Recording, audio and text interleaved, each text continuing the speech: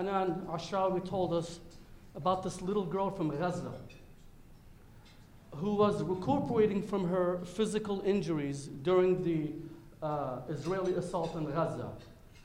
And so while she was in the hospital recuperating, finally she was able to speak.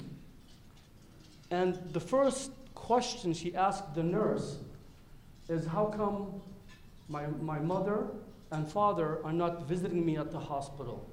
You know how sometimes children think. Little did this girl know that at that time, she didn't know that her mother, her father, her brothers, and sisters were all killed by an Israeli bomb. And so it's not a matter of choice whether we should get involved or we shouldn't get involved, because if we want to honor this girl, if we want to honor her deceased family, if we want to honor all the Palestinian people that have suffered and continue to suffer, we have no choice but to get involved in the political process. And when we're working together, we're united, we can make a difference, and someday we will change American foreign policy.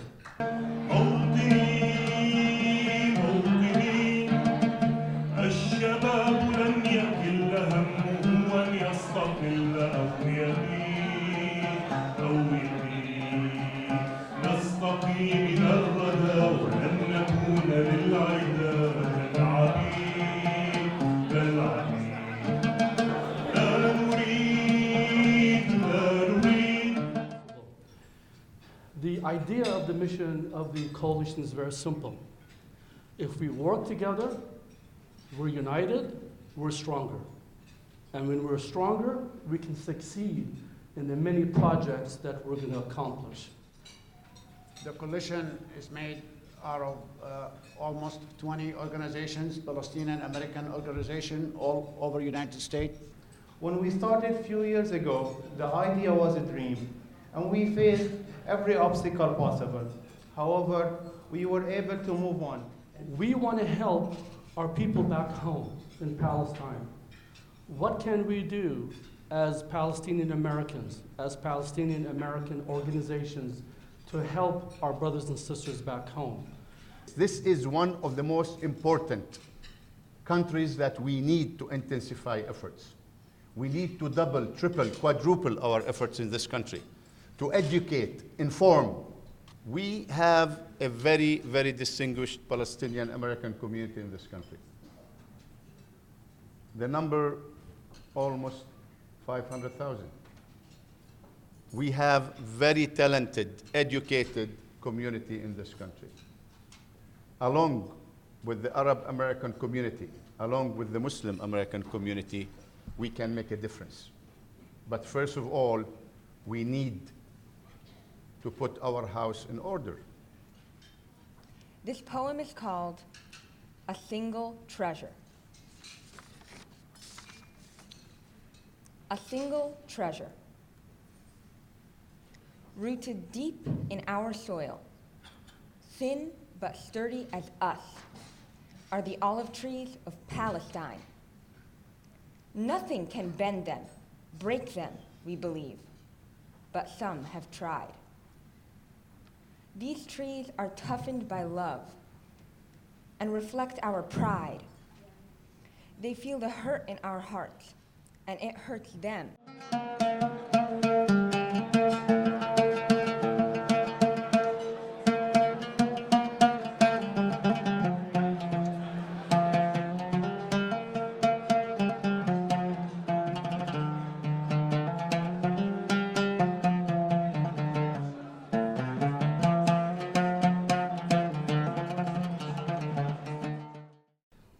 The second goal is community outreach. You know, we are proud to be Americans. We love this country. We love our fellow Americans. And it's important for us to do a better job in reaching out to our fellow Americans. One of our goals was to engage our elected representatives in both Congress, the House and Senate, and the executive administrative in the White House in regards to our concerns about Palestine. Now, we have been doing that to a certain extent throughout the years, but more from an individual person or individual group level, or through Arab American organizations, and that's well and good, but we felt that a focused lobbying effort on behalf of Palestine from multiple organizations coordinated together, potentially representing hundreds of thousands of Palestinians, would be more of an effect. As of August 2015, the World Bank estimates that only 7% of the materials needed for reconstruction have entered Gaza. By October 2015, only one fully destroyed home had been rebuilt. Severe water and electricity shortages compound the situation further, with some Palestinians in Gaza only having access to 8 hours of power a day. A recent United Nations report has reinforced earlier UN findings that if we continue on this path, Gaza may be uninhabitable by 2020. Secretary Kerry also convened an international donors conference in Cairo, which generated over $5 billion in pledges from 54 governments and institutions. The United States committed $414 million and has made good on 100% of this pledge, while the global figure for other donors is unfortunately only at about 35%. Tonight, I am honored to introduce to you our keynote speaker. This phenomenal woman rose in the ranks of Fatah to become the first female governor of Ramallah and El Bira.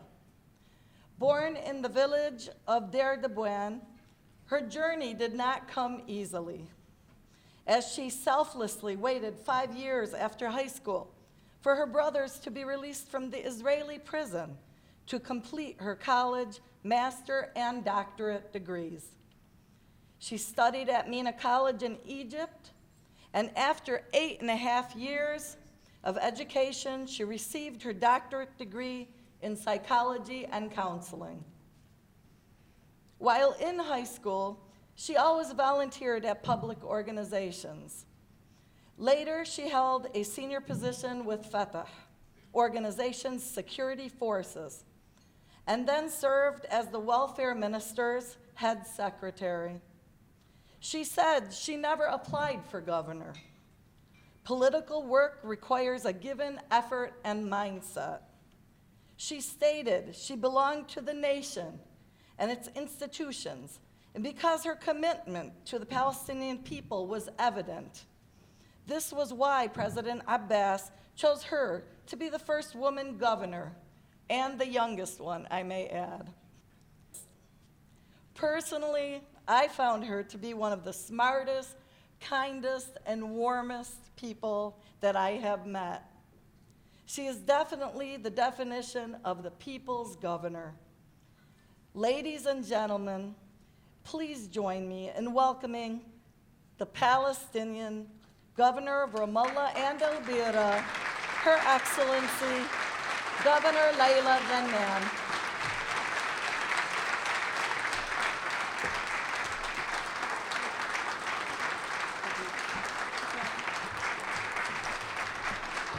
ودائما لازم نحط المصطلحات في مكانها الصح، انه هذا مش صراع، وكمان هم بيحاولوا يعملوا منه انه صراع ديني، لا هذا احتلال، ولازم نقول انه احتلال، ولما نحكي عن غزة وعن حرب غزة لازم نقول انها مجزرة غزة، لانه مش حرب ومش جيشين ومش متكافئين. وبحكي للاسف لماهر لما حكى عن الطفلة اللي من غزة، هي اسمها هدى غالية اللي مش رح تروح من بال ولا واحد فلسطيني. صحيح احنا حكينا عن هدى قبل سنين، بس للأسف مأساة هدى تكررت مرة ثانية مع أحمد دوابشة اللي لحد الآن بيعرفش إن أمه وأبوه ماتوا، وبسأل عنهم وبفكر إنهم هم بتعالجوا في مستشفى ثاني وراح يشوفهم في يوم من الأيام. ولما الولايات المتحدة بتساعدنا شكراً لها كثير، هي بتساعد دولة فلسطين المحتلة، وإحنا بنقدر كل المساعدات اللي في التعليم أو في الصحة أو في الأجهزة الأمنية، ولكن الأهم من كل المساعدات إن الولايات المتحدة تساعدنا على زوال الاحتلال اللي هو مشكلتنا الأولى والأخيرة، ونكون سعيدة شاكرين للولايات المتحدة.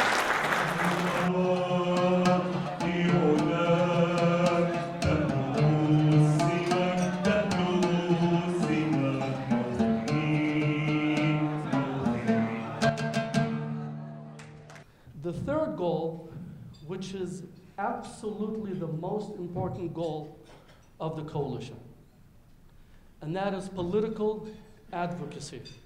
Advocacy should be a habit. Advocacy should be a continuous, consistent process. And so we will be working with various organizations like the Arab American Institute, the ADC, and others, so that we can organize and mobilize our community across the country to encourage them to register to vote, to volunteer in political campaigns, and to run for office and work within the two-party system. Again, many organizations from the DC area and around the country have been great supporters of the coalition, both nationally and for the work they do in towns of Palestine. Projects we have supported and welcomed, such as El Bayara playgrounds, has been launched in many towns of Palestine.